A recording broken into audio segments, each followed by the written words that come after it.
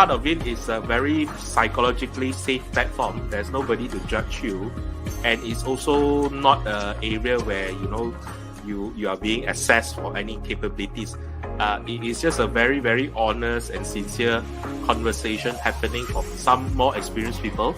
At times, some of our mentors are also quite direct, and sometimes they say things that are very, very, down to earth in that sense, which I think it is, in my opinion, is something good, especially for people who have just finished their tertiary education. We all know the university environments can be very sheltered in a lot of ways, and what do they learn and what graduates learn in the universities at times it is important, but at the end of the day it's really about execution, and execution is all about working with another group of human beings or another group of people to actually get things done and deliver business objectives. So this conversation, especially with the people or the mentors who have been in the corporate world, in the business world for 10, 15, 20 years, really is very, very rich. And the good part of it, there's like 30 mentors among us that has very, very not even similar views. Some of us are quite diverse in nature, and we present this all of these views unfiltered to a certain extent for our young graduates to actually make a call. What is good?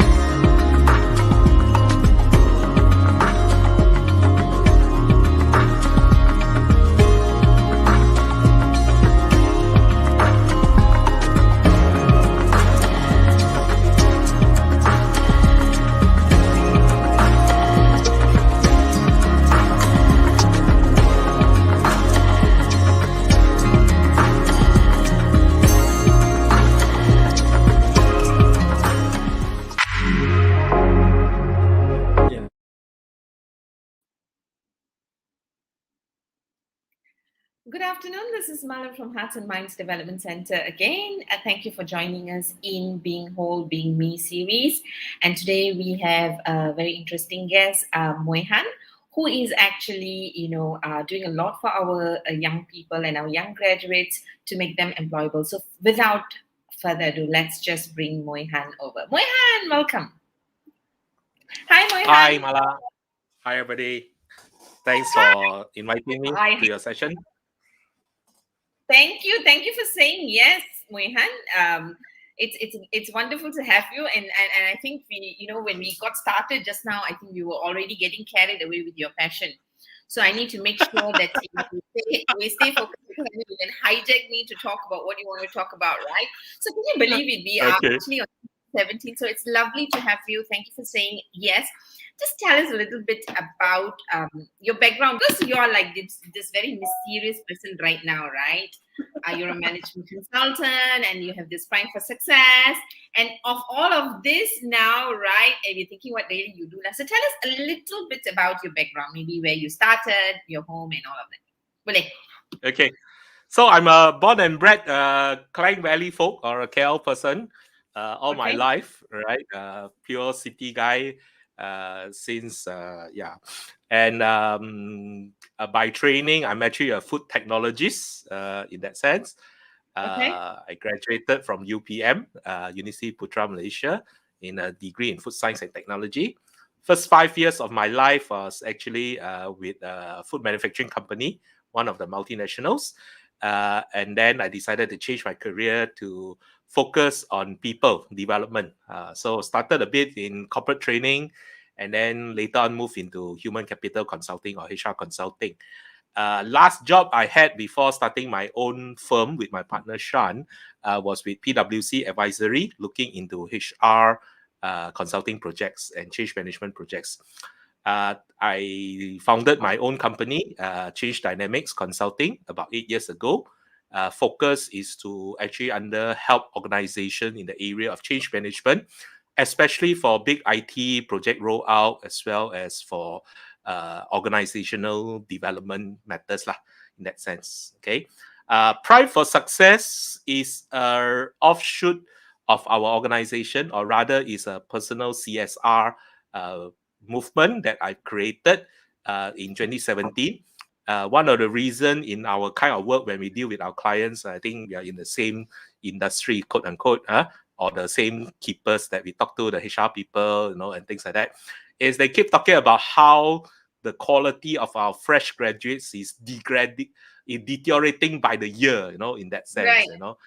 And year in, year out, I hear such complaints, more so for our local graduates, our public university graduates, which I am part and parcel of the ecosystem. So after many years of hearing this kind of feedback, in 2017, I said, maybe let's do something lah. Because, Malaysian being Malaysian, we like to complain about things, but at the end of the day, nothing gets done if somebody don't do anything. So I thought maybe I can give a bit of time and effort to actually help to bridge some of this gap.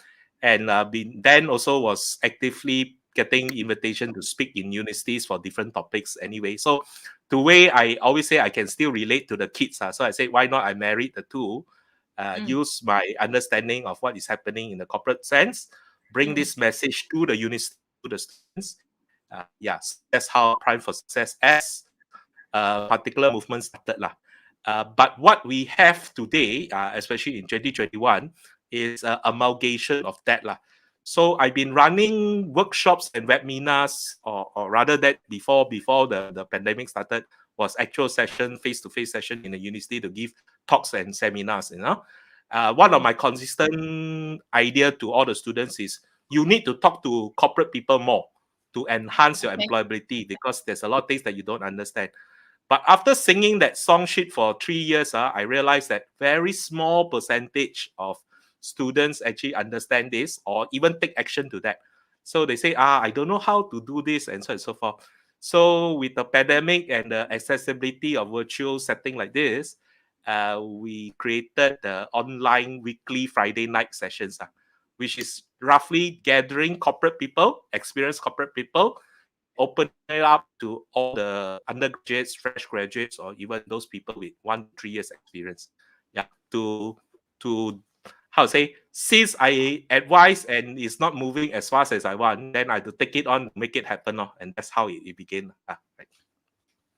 All right. So tell me, Mohan, why is Prime for Success so important for you? Because it's a lot that you're putting in, right? In terms of your passion for the young people. I mean, I love what you said. Even though it's already September, okay, 16th of September is Hari Malaysia. Okay, good.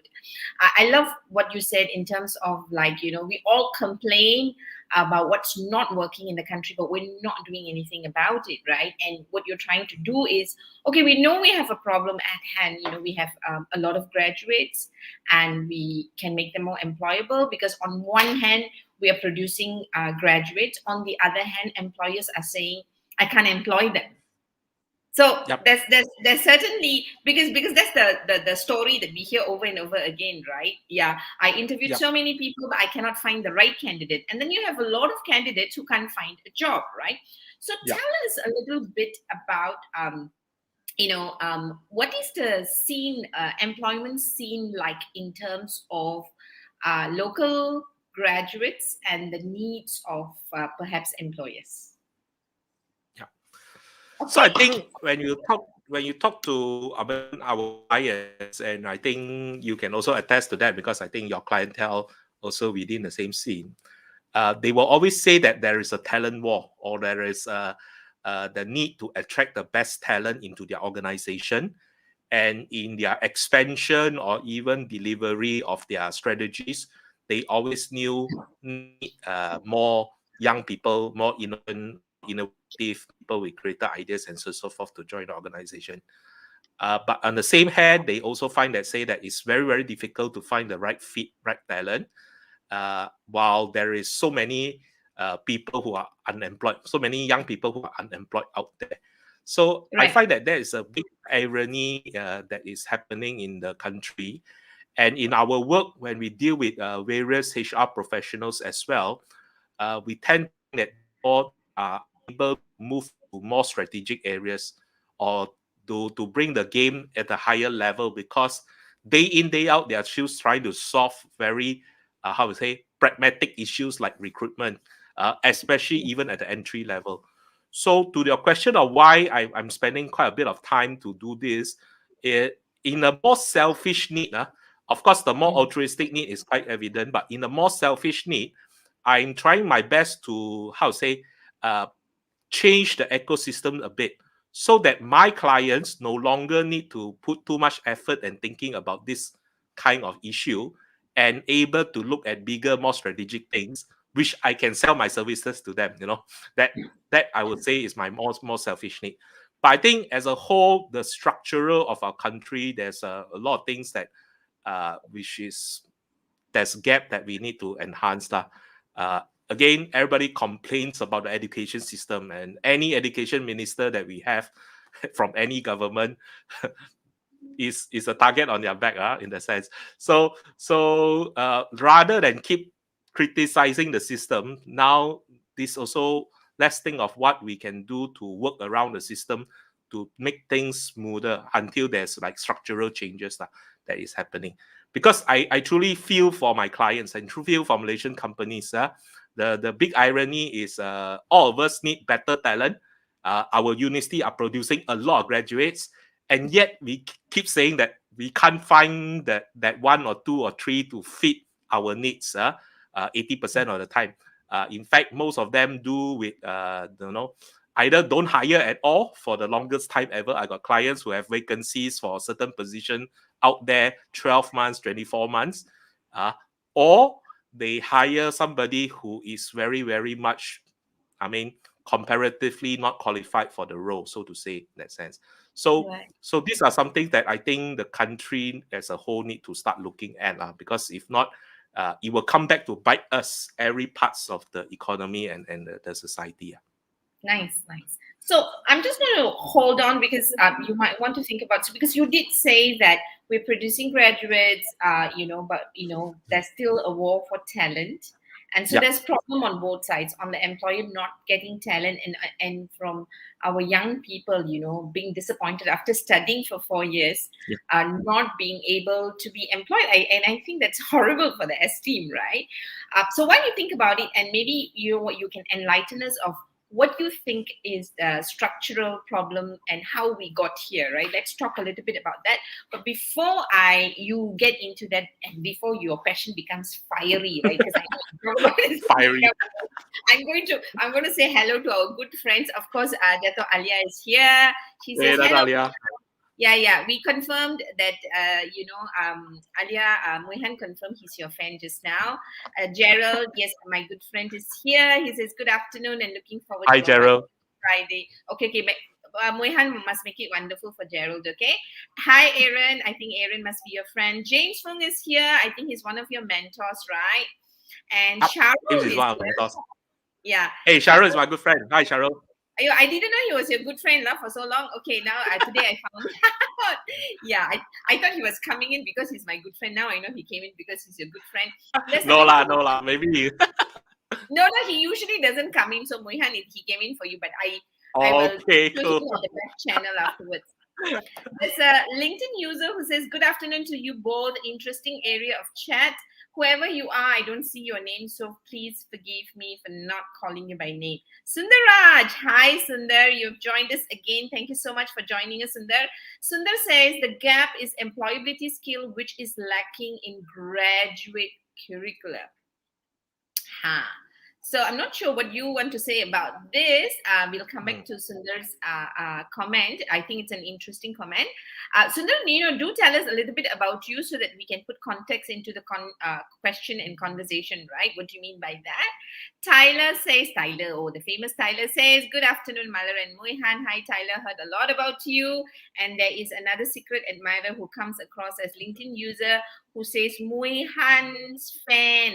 I'm here. So you have a secret fan. I don't know who that person is. Okay. No, I think for those who cannot see, it's because they didn't accept the StreamYard accessibility. So you just need to, I think, go to StreamYard and access it, so then your profile can be read. If not, then we will see. Mui Han, you're a true teacher, right?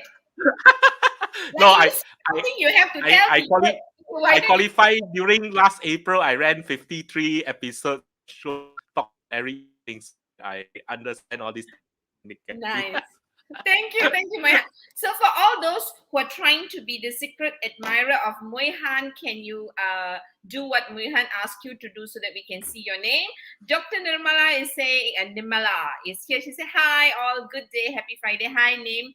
All right. So, we are talking to Mui Han, and Mui Han is basically enlightening us with the work that he's done with young graduates wanting to make a difference in this country, and where he's saying, we always complain, but let's do something about it. And he's already started something for the young graduates, right? And he has started Prime for Success, which actually helps enhance employability for our young graduates. And one of those things that he said just a couple of minutes earlier is the fact that we are producing many graduates. I think the number you threw to me was 300,000, and this is just local graduates. We've not included the foreign graduates who are seen to be more employable perception wise, right? Right. So if there are two graduates, local and overseas graduate, the chances of perception to be perceived to be a better fit might be someone who is an overseas graduate, right? And we have numbers to show that.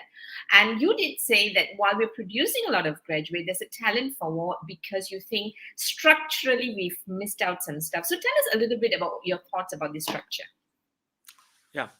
So when I decided to go into campuses and universities to actually help more or speak more about employability in the corporate world, what type of cultures, expectations, and things like that, I also had a very good chance to interact with the students, the lecturers, the administrators, even the leadership of the university. And one of the things that I consistently found throughout Malaysian university, be it private university or even public universities, just to qualify, I don't discriminate in this area. We seem to have come to a point where the focus is getting the numbers in, right? In the sense that we are trying to increase the student population for some reasons. For the private people, maybe I can understand is maybe revenue and profitability. But for public universities, I don't know. My speculation is funding lah. Probably over the years, the government funding has been reduced, and what a way to balance it up. And again, I qualify here. I'm speculating, okay, because I'm not in this area. And if any of the audience watching this know better, please do share your comments as well. Because the number has been increasing year for year on year in a lot of universities, and we have much more university being built and being created along the years. So even just per capita alone, I had a business associate from the UK about 10 years ago that came to wanted to sell some solutions to the higher education institutions. He was very shocked to see that per capita, university per capita, we are quite at the highest in the region, if not even in global sense. Because for our small population of less than 35 million, we have a lot of university. Is really unthinkable. Public university, we have 21, and on the 21 we have one university that have branches in all the states. You imagine, right? And then private university is the number is growing, and they can't even put a actual count there because it's moving up and down, in that sense. So I think terms of number, we are getting a lot, and the only way to justify the number is by creating more newer or niche courses. I think newer courses is good to keep up with the times, because the economy is changing and the focus is changing. That's fine, right? Like areas like even like digitalization or data analytics, or digital marketing and so on and so forth. I think this kind of discipline warrants because of the economy. But on the other hand, most universities have taken the route to cannibalize the general degrees into very specific niches, right? So one general degree in the past, this day become like 5-6 degrees or 5-7 or 7-8 sub degrees, so to say. And this is the one that is, I think, causing problem for employability, in my opinion. I give you a classic example. and I won't name the university lah, in case Don't. they sue me. We don't want any trouble. Okay, just give us the matter. So there's one university that is very well known for their business administration program. They are one of the pioneers in the country, and all their BBA students are so-called sought after, I would say, because they are very established and things like that. But in today's context, if you go to this university, they have eight variations of this BBA program. And we are not even talking about major and minor. It's literally a degree.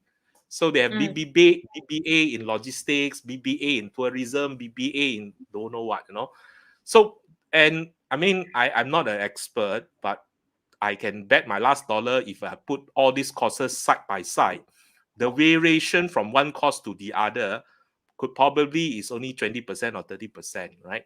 Right. So my question, therefore, is why do we split it so niche in a way, right? So just think of tourism. I mean, imagine you have a tourism degree. It's a business degree in tourism. And come COVID, you are literally, stuck forever, so to say, quote unquote. Right? So and this example that I quoted is not the only one. There are so many others which I've seen with my own eyes that is almost unthinkable, which I sometimes question why this is happening in that sense. So I will find that when I say structurally, this itself create the perception of the what we call non-employability, because perception is real. The moment I look at your CV and I find that you are from, you have a degree in a very weird sounding name, chances are your CV don't even survive the screening process, right? Sorry. So now what you're telling me is we have created courses, programs for us to be so-called relevant and specialized. And now this is actually has become a sabotage in the sense that because you're going to go through a process of screening, and because it is extremely specialized, you may not even qualify for an interview. Is that what you're saying? Yep. Why? I'm just imagining those young kids who'd be doing these courses because they think they are going to be different. They think they're going to stand out. They think they are relevant. And now the opposite is actually happening, right? It is. So tell me from an employer's point of view, because I think you have a lot of data from employers and the young people, right? From an employer's point of view, right? What's their stand when it comes to talent, when it comes to specialization? I mean, usually my understanding is you only specialize as you go along, because you are still figuring out your path, you're figuring out an interest, and only once you really get into a job and you're in there, you'll be able to make better choices. That is my understanding. But right now, I think we are trying to specialize at much earlier space, and it could be because people are reading the industry need that way, right? But having said that, right, what are employers telling you about not getting these people employed? So from the employer side, actually, there's two very distinct spectrum, and I find these two spectrum are totally opposite in nature, right? And sometimes contradicting to a certain extent. But I will just lay it out for you and your audience, and I do encourage any other feedback if they feel it's right. So feedback on one is hand, allowed, just don't get him into trouble, right? don't sue Mui Han for his thoughts. Okay, Mui Han, shoot. Yeah. So I think very common. I think even earlier you showed me some study to show that one of the factors of employability among our youth, right? There's always the consistent focus on lack of soft skills, or the gap in their soft skills, their ability to communicate, to present, to elaborate, to build on ideas and so on and so forth, which everybody acknowledges is the major drawback of our Malaysian education system, be it at whatever level, right? So that is something that is very consistent when you ask about any employer why they are not hiring our local graduates or so on and so forth, right? That becomes one a key focus. But at the same time, right, on the other end of the spectrum, if you look at more technical or professionalized courses, I give you a few key examples like engineering, or like software development, or even accounting. I can tell the accounting story in a short while. But just looking at all these specialized, you will realize that even the focus for the depths or fundamentals in these disciplines are also eroding. Eroding in the sense that my only concern, and again, I qualify, I don't know the actual reason, and I'm sure there's multiple factors for it. My concern is they are eroding because now we have jammed into these disciplines or these kind of schools to say that, hey, your graduates don't have enough soft skills. Now, can you inbuild into the curriculum some of these soft skills, in that sense? And once you do that, their curriculum will be diluted in terms of the technical one. Something has to give somewhere. And as a result of that, then these people then become less technically competent. So, for instance, we argue that we need our graduates to be much more communicative, outspoken, and so on and so forth. But if he's so good at talking and he cannot write proper 3 lines of code as a software programmer, then he's useless, quote unquote, to the industry. Right. So I would rather my software developer, speak broken English or don't speak English at all, but he can technically code very well. Okay, so I think the two extremes bit in a nutshell, and we need to put it into proper context to the job and also to the kind of qualification. Brushing it with one stroke. Sorry, I got excited. With one stroke. Yeah, brushing it with one stroke probably may not paint the actual picture, lah. Yeah. Yeah, but you see, I mean, I think fine, I agree with you that you don't want to dilute the expertise that they signed up for in the university, which is technical skills, right? But I think we cannot then say it's either or, because rightfully, I think when it comes to communication, one is the basic, from Darjah 1 to Form 5, we should have got the communication skill to be decent. Number one, right? And I also don't think, personally, I personally don't think it is just the education system, whether we are even communicating at home, whether, when we talk about soft skills, right, it is really people skills, right? Whether those skills and those exposure is given as life skills at home as we are growing up, whether we're connecting school education to real life. I think a lot of these things are missed over so many years, right? And then we try and bombard our young graduates with everything, and I think that's really challenging for anybody, right? Because I'm sure, I don't know about you, I'm sure you graduated much later than me, but we didn't have soft skills when we did our degree courses, right? Precisely. Yeah.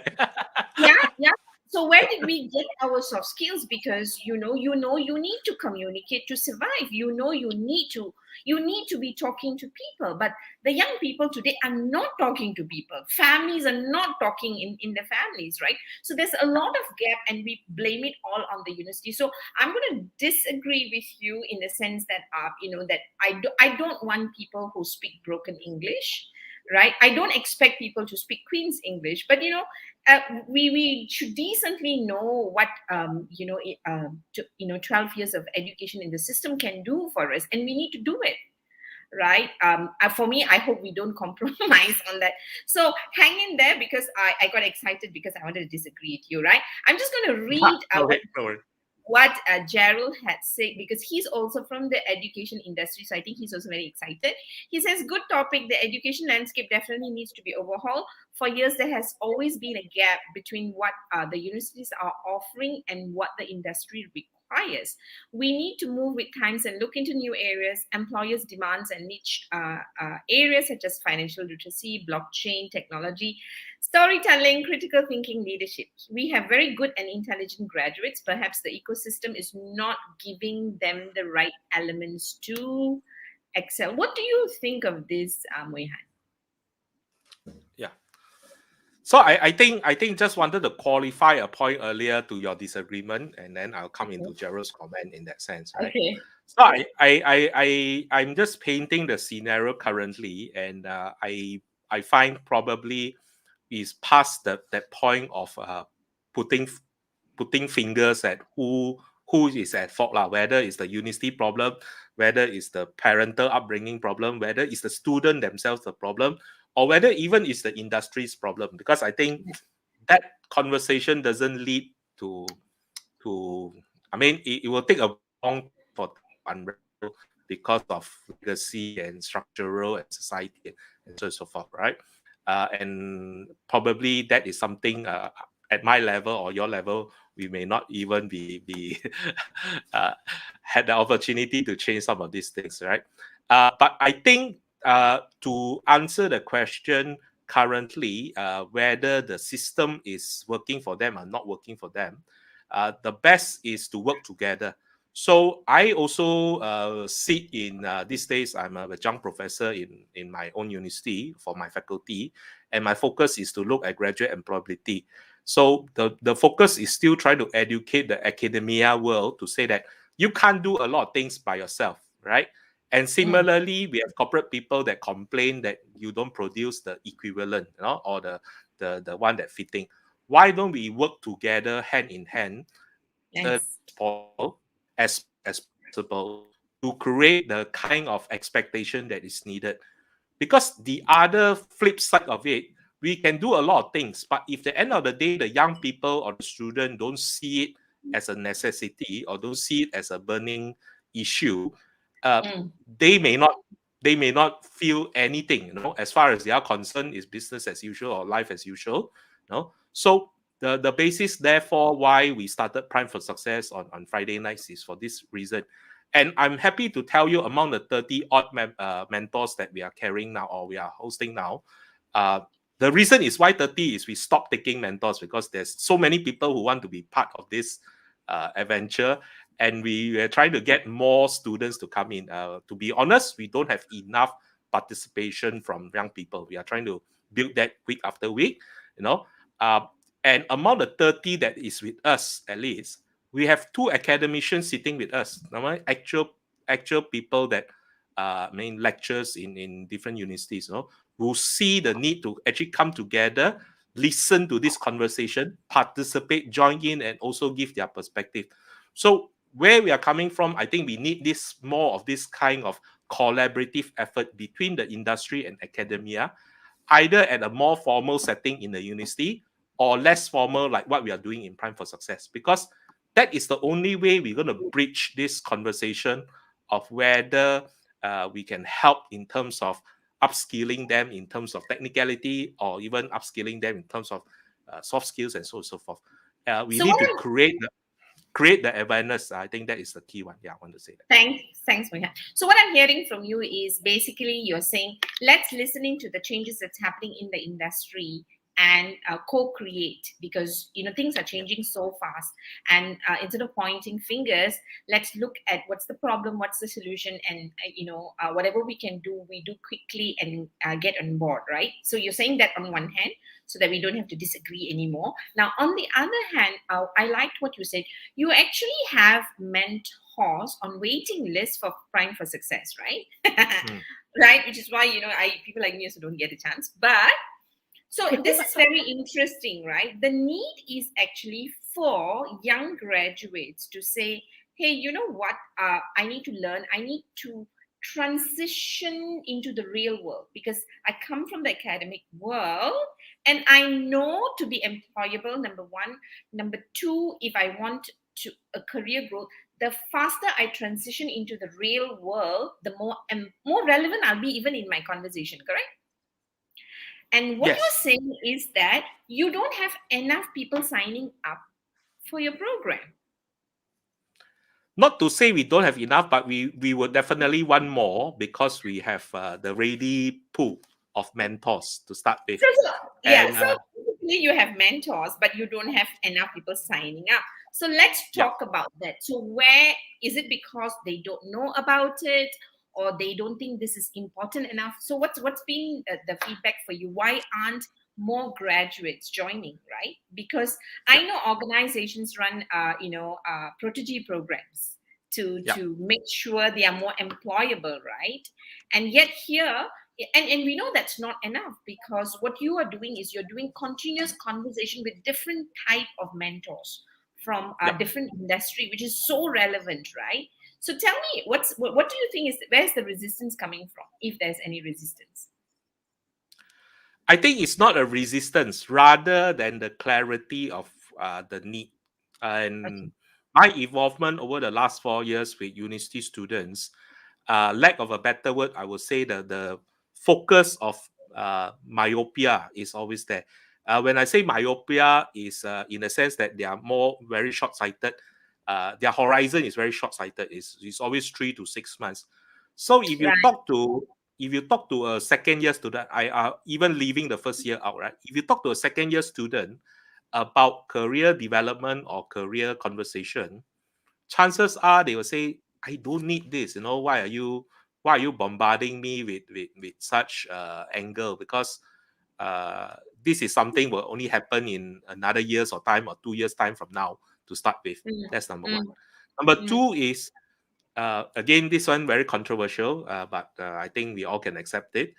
Somehow or other, when our young get into university, we have sold them the dream that by getting that tertiary education, they are quote unquote guaranteed a job.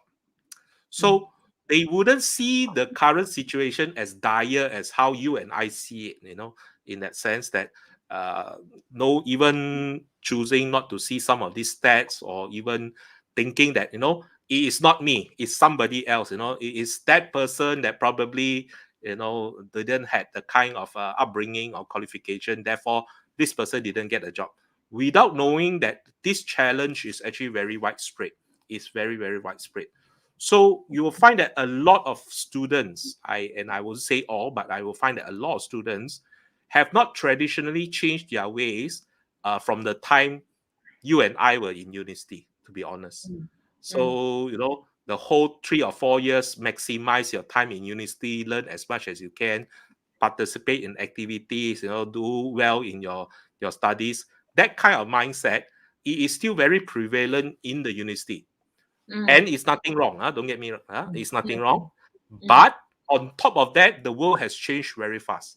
So the mm, other element that I want to add into this equation, which I thought it was necessary, is exposure to business and corporate people as much as possible, as early as possible, mm, which is something that 20, 30 years ago, I wouldn't think of when I was in university. And to be honest, in my 3 years of university, I just do all the university student things until I graduated, only starting and looking at industry, looking at building networks, and so on and so forth.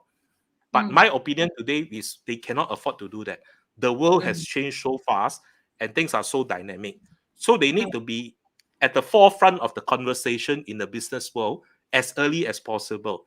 Because if not, uh, they will lose out. They will lose out. So my point being is we need to start creating that kind of awareness to the students to say that why you should be with us on a Friday evening. It's not so much that we want to mentor you because you don't have employability. So the other thing that we tested with one of our active participants is even the idea of mentoring is a negative stigma in the university because basically, especially in a public university, you get a mentoring buddy if your CGPA is below a certain score. right. So the whole idea when we say that, hey, join us for a mentoring session, that's why we are also very cautious whether to overuse this word in our ICT. Because it may seem to say, hey, I'm doing fine, I'm in my third year, why do I need mentoring? No, that is so far away, and I couldn't see how it relates to. So Mm. so that is our challenge currently, I would say. Mm, mm. So it looks like we have quite a bit of mindset shift that needs to take place at different levels, right? Because on one hand, you're saying the negative connotation associated to mentoring because of what they've been exposed to or the bad experience that they could have had, right? On the other hand, I do know that I meet experienced people and they would pay for mentoring. Yeah. I mean, isn't that amazing, right? People who are already in the job, who are already probably doing well, are saying, okay, I'm looking for a mentor and I'm willing to pay for these services. And people pay for these services, and these services are not cheap. And you have the a very high quality of mentors who can actually make a living if they sold their time, and they're offering their time for what I consider national service, and our young people are not aware of the value that's being offered for them to bridge the gap, right? And I think that's really sad, lah. Having said that, if when you look at the people who come to your mentoring session for all these weeks, right? You said 27, right? 27 weeks. Now, I'm sure you would have people who turn up every week and people who turn up when they have nothing better to do or when they want to turn up, all right? But so for whatever their reasons are, doesn't matter. But that I want to just focus on the ones who turn up every time. There must be something that they're getting out of this session. They must value to put aside their Friday nights, right? So tell me, what are some qualities that you see in these young people who turn up every week?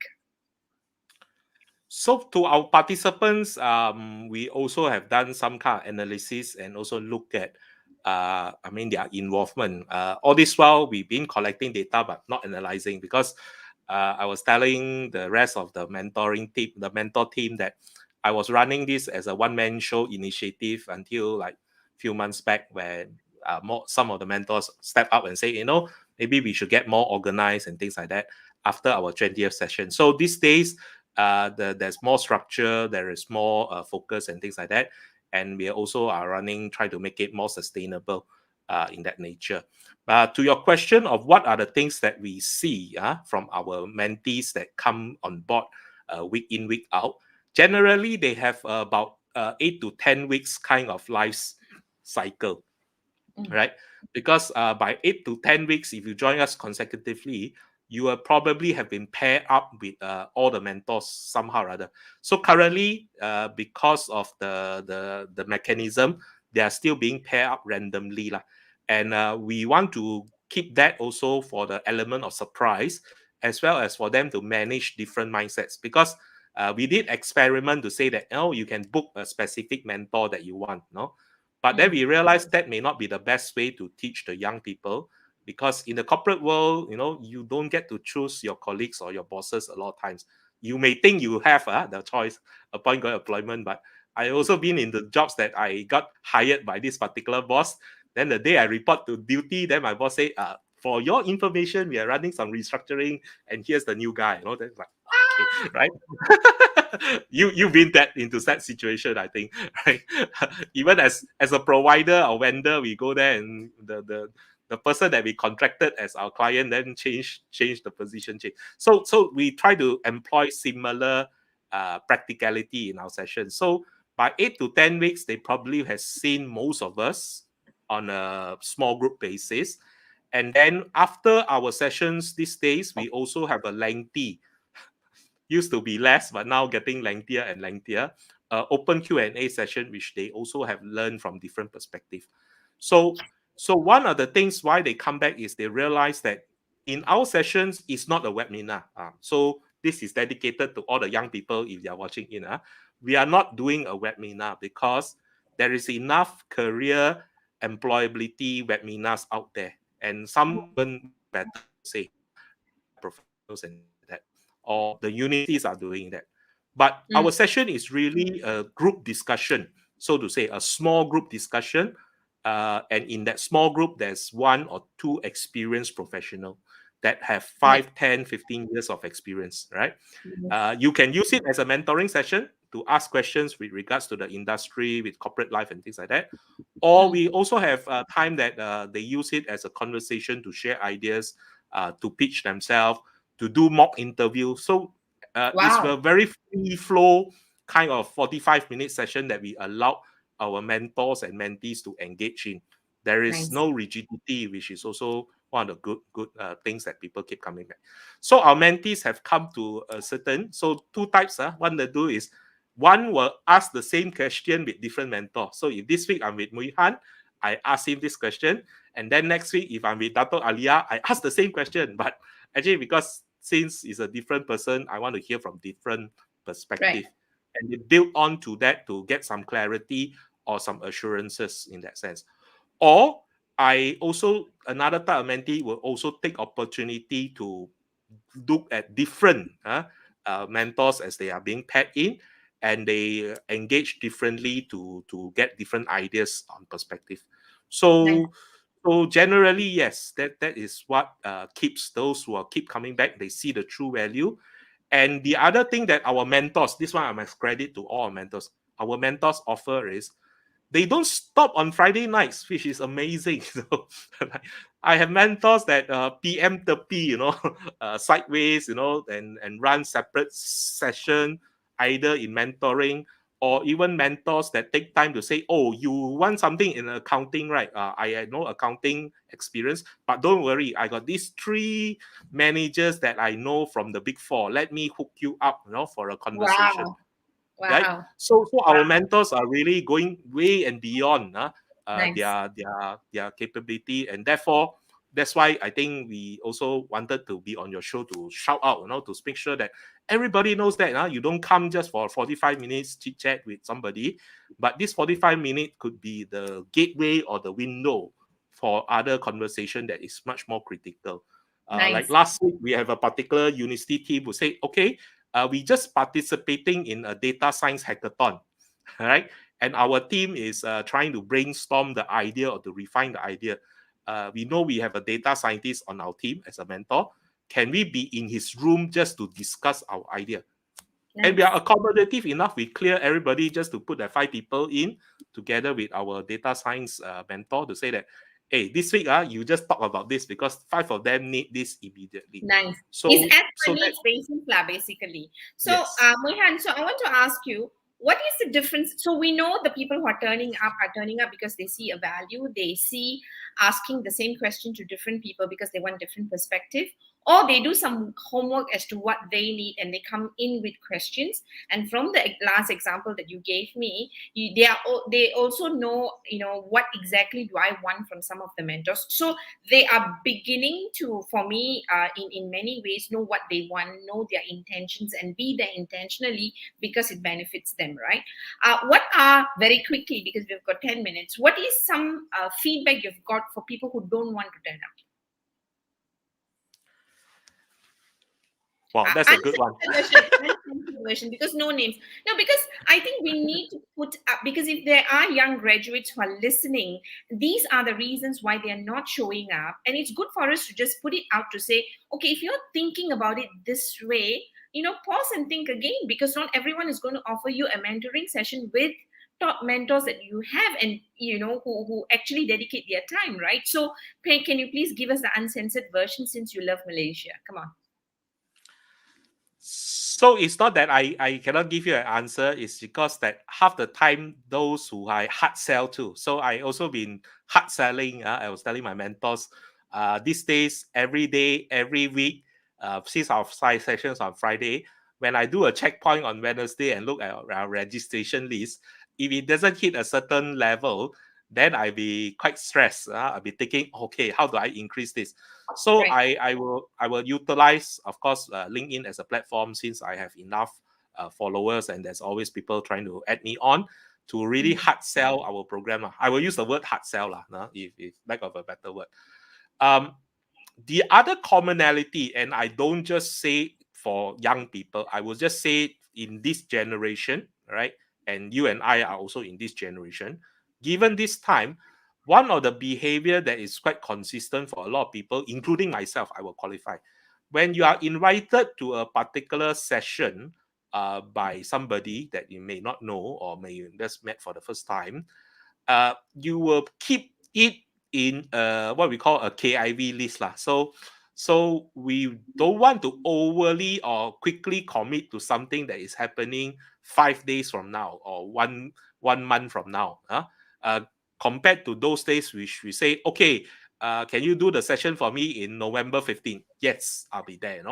But these days they will tell you that chances are it looks very interesting. I will check it out, but let me think about it. And really, I will tell you this, really, they think about it until our session starts at 8:30 on Friday evening, 8:30 Friday evening, every Friday.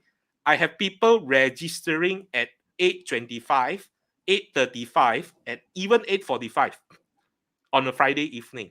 Right. Okay. And for the database that we have collected more than 1,000 names since we started in January this year. Those people who have registered at least once, right? And every week we blast to this group of people about our upcoming sessions, the registration link and things like that. We also have tested whether I send you this email on Sunday, I send you this email on Monday, Tuesday, Wednesday, or Thursday. It doesn't seem to have a significant difference. So, which comes to mind, again, I'm not just trying to say it's the younger generation, because I know I do that. A lot of friends ask me to attend webinars and things like that. I will say, okay, I will just earmark this. I want to do this, but I cannot commit yet until Right. that particular hour of time. So I feel that is also a challenge given our context. And since it's happening virtually, I don't need to make a commitment to be there physically. So if I'm on, I'm on. If I'm not on, then I'm not on.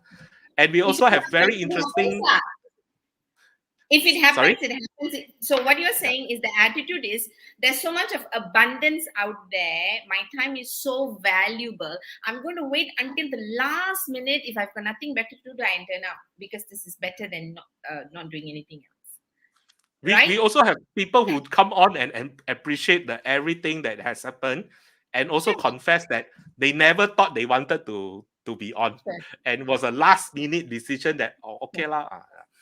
No, that's fine, because I think it's important to. I mean, you are really very nice, like you wrap it up so beautifully and say people are no time, they register and all of that. But I think it is important for, yeah, because when you draw a comparison between you signing up for a webinar and a young person signing up for free mentoring by great mentors, I think it's two, for me it's two different things lah.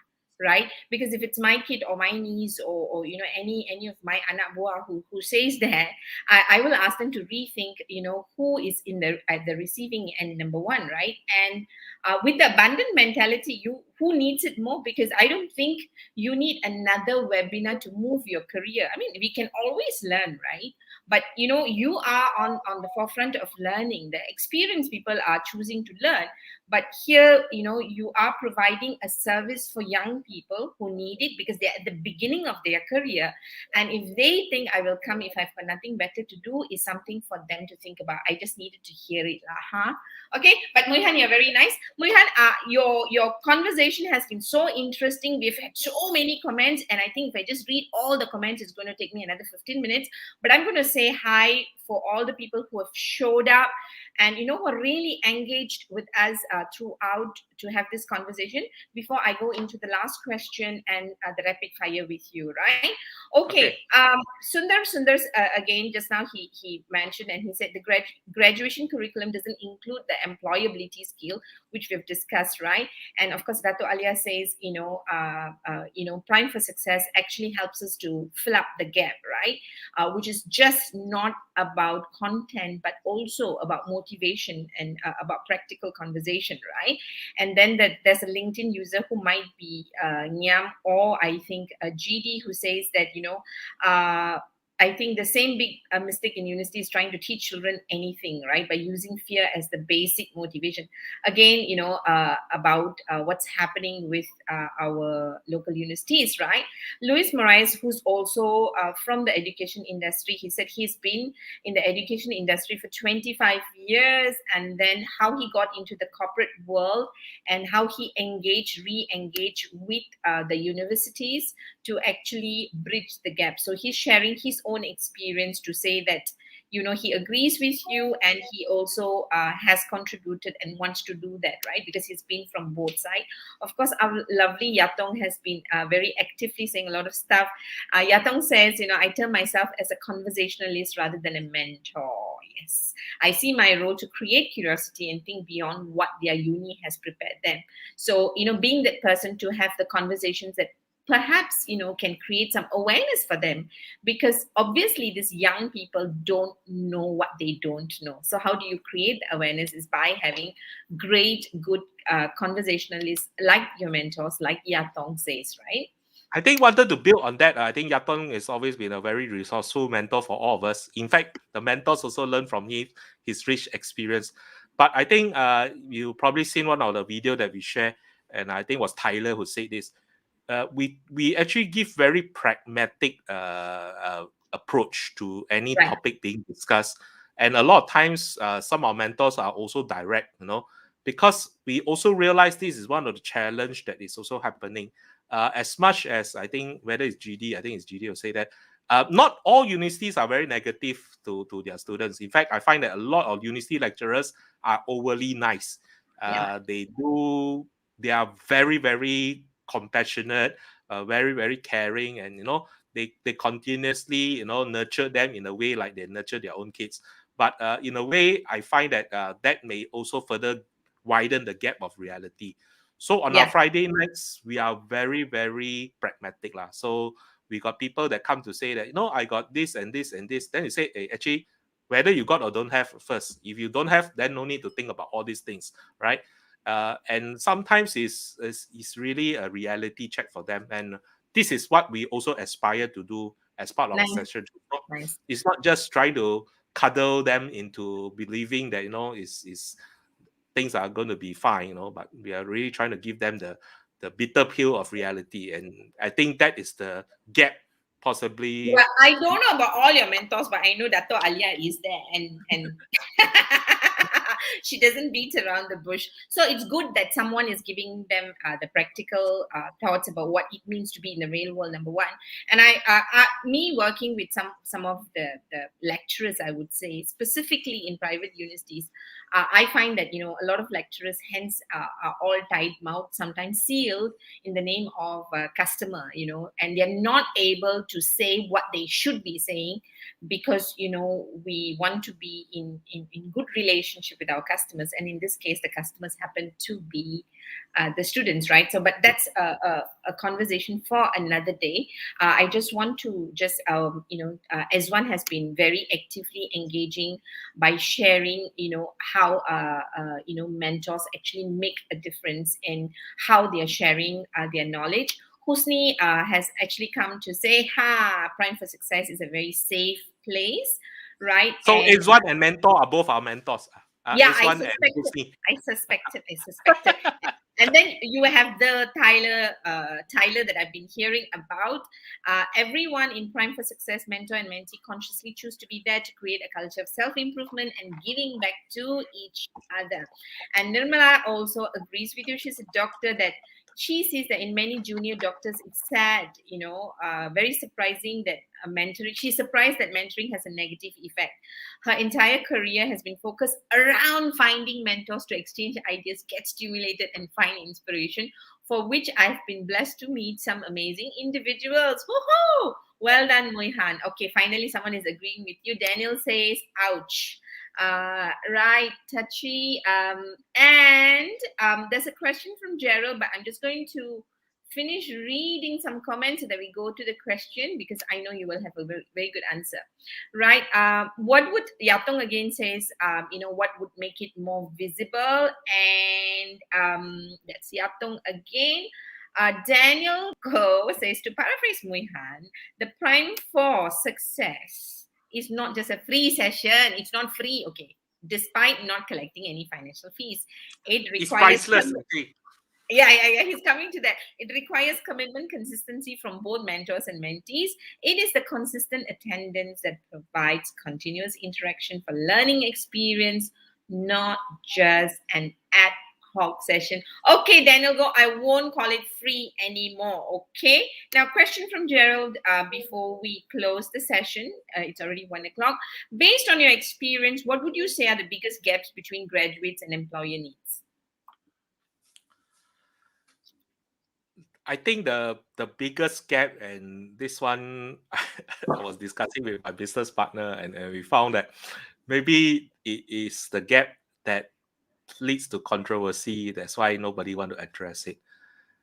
I feel that as graduates, even myself and going through the career, I have very little clue of what the actual work entails when I Yeah. start work in an organization, right?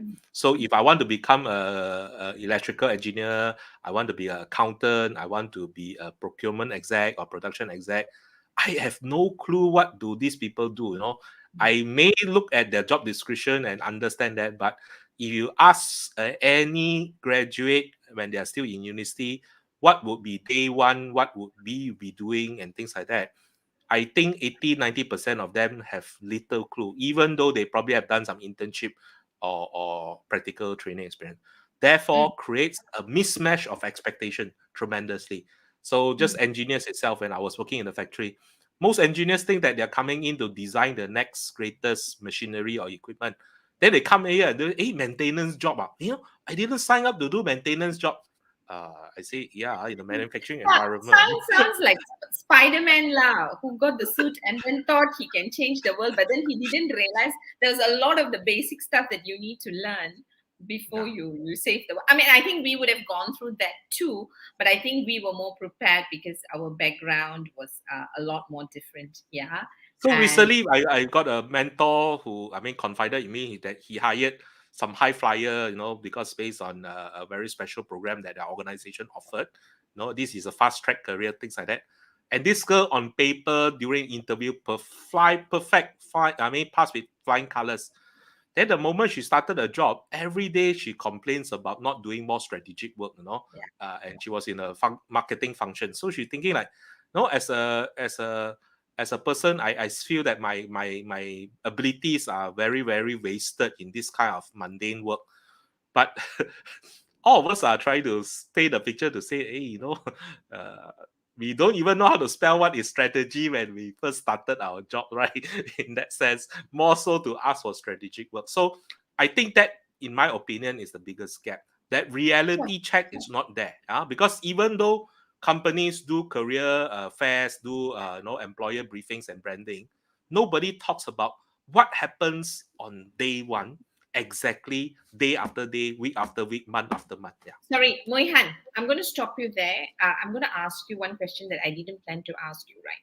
Is this scenario of unrealistic meeting of expectation of intelligent graduates and real work scenario, is it just in Malaysia this way, or do you think it is this way everywhere? I can't qualify for other places, but again, I just use my business partner who came back from the US just before COVID. He was pursuing his postgraduate degree there Tell for me what he said because I need to get to a rapid fire. Come on. for a 2 year study. Okay. So as much as we think very highly of Northern America, they have the same set of issues that we are talking about. So Right. they have a lot of university graduates as well, and they also have a very high unemployment within the young people. On the same hand, there are jobs. There are a lot of jobs, especially it was in San Francisco, in the Silicon Valley. There are a lot of jobs with the tech industry and things like that, but they do not have enough talent to actually fulfill those roles, because generally the graduates are not in that area or training and things like that. So it So the sounds pretty reliance, universal lah. yeah. So So so if so it's I pretty think that is universal, sorry, if it's pretty universal, what you're basically saying is that we need to be more practical about how to be relevant and real in the world that we're living in, and that's for the young people, right? Sorry to cut you off, but sure. I'm very, very trying to keep time. It's already 1:05. I'm going to just quickly ask you for one-liners. Boleh? One liner only, yeah? Okay, all right. And for those who are watching, you know that you need to get in touch with Mui Han. You know you need to get in touch with Prime for Success to increase employability, your own experience, and so please get in touch both with Mui Han and Prime for Success, and he will answer any question. Otherwise, just turn up at the door at 8:45 on Fridays. Maybe can I have one request before you get the rapid fire? Yeah. So for all those watching, and you hearing this message, can I get you to do a kind favor to go to our Prime for Success LinkedIn page, right? And if you are belonging to the fresh graduate, undergraduate, and young professional, less than 5 working years of experience, please do join our sessions. The registration link are there, right? If you are out of this category and you know somebody in this category, can you tag them in our post? Nice. Just to share with them. So Nice. yeah, go ahead. Okay. So I'm going to ask Kirtana. Kirtana, if you can just tag Prime for Success here once again, then we will do it in the comments so that people get. So what you do is you click Prime for Success and connect, and below 5 years, just join and give it a chance. Yeah, a good chance. Thank you so much for that, Mui Han. Are you ready? All right, 5 One minutes. liner, not one word. One liner. No, one word cannot. I so will that. I know one liner also very susa for you because you're trying to give context. Okay. Now, Okay. When employability, when demand and supply meets perfectly in Malaysia, what do you think will happen to Malaysia as a country? We definitely will be more doing higher value added work.